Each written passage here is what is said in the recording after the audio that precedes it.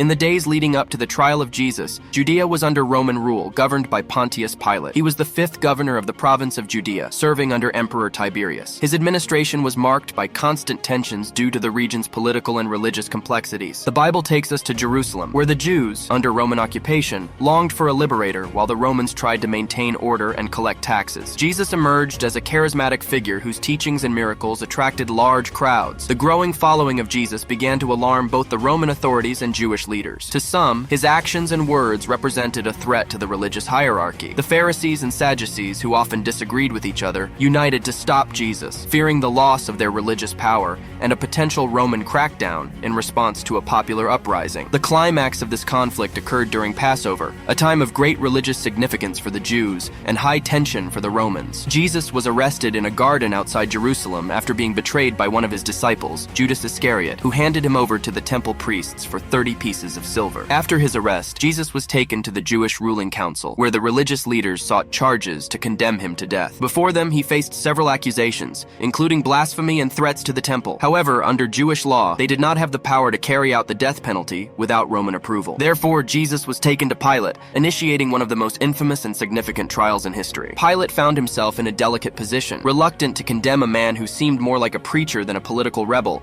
he was pressured by the Jewish leaders and the crowd clamoring for Jesus' crucifixion. This was the beginning of a series of events that would culminate in the crucifixion, a crucial moment for Christianity and an episode that would mark the world forever. After being handed over to Pilate by the Jewish authorities, Jesus faced a critical moment. The supreme governing body of the Jews, responsible for religious and legal matters under Roman occupation, saw Jesus as a threat. The charges against Jesus were carefully chosen to highlight his supposed subversion of both Jewish law and Roman rule. First, he was accused of blasphemy for claiming to be the Son of God, a serious crime that could lead to the death penalty under Jewish law. Additionally, Jesus was accused of inciting rebellion against the Roman Empire, opposing the payment of taxes to Caesar, and claiming to be a king, which could be seen as a direct threat to Roman authority. In a desperate attempt to find concrete evidence, the court mobilized false witnesses, but their stories were inconsistent and failed to form a convincing accusation. Frustrated, Caiaphas, the high priest, decided to confront Jesus directly, asking if he was the Messiah, the Son of God. Jesus' response was what Caiaphas needed to declare blasphemy, further inciting the council against him. What happened next is well known, but there remains a mystery that intrigues us. Was Pontius Pilate a defender of Jesus? And what was the impact of this governor's encounter with the Son of God? Pontius Pilate,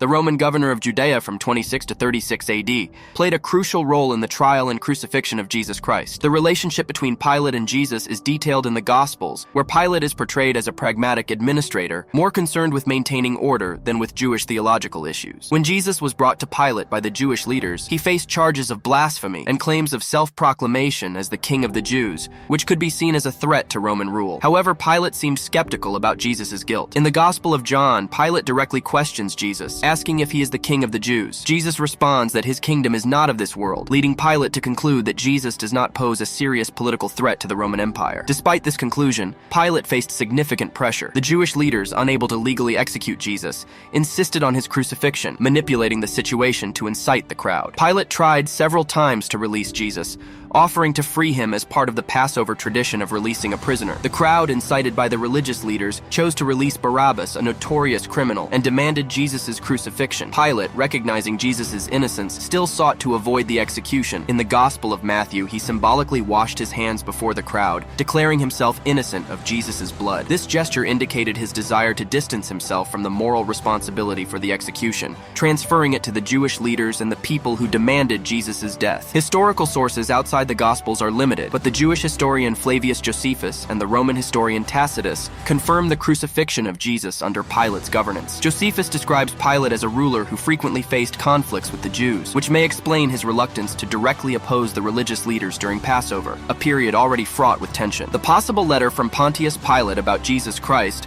also known as the Letter of Pontius Pilate to Emperor Tiberius, is an apocryphal document that details the circumstances of Jesus' trial and crucifixion. This text, which is not part of the biblical canon and whose authenticity is widely questioned, is often cited in discussions about the historicity of the events surrounding the crucifixion. The letter describes Jesus as a just and holy man whose execution was pressured by the Jewish religious leaders. Pilate reportedly mentioned Jesus' miracles, his wisdom, and his influence over the people, describing him as someone who did not deserve death. The document also mentions supernatural signs that occurred during the crucifixion, such as the darkness that covered the land and the tearing of the temple veil, reinforcing the idea that Jesus was more than just a man. In the letter, Pilate expresses his reluctance to condemn Jesus, highlighting the pressure exerted by the crowd demanding the crucifixion. He refers to Jesus as an innocent man and comments on his own attempt to wash his hands of Jesus' blood, indicating that he did not want to be responsible for the death of a just man. Despite the interest generated by this document, the authenticity of Pilate's letter is highly contested. There is no concrete historical evidence to prove that Pilate actually wrote such a letter. Most scholars consider the document to be a later creation, possibly by early Christians, to reinforce the narrative that Jesus was unjustly condemned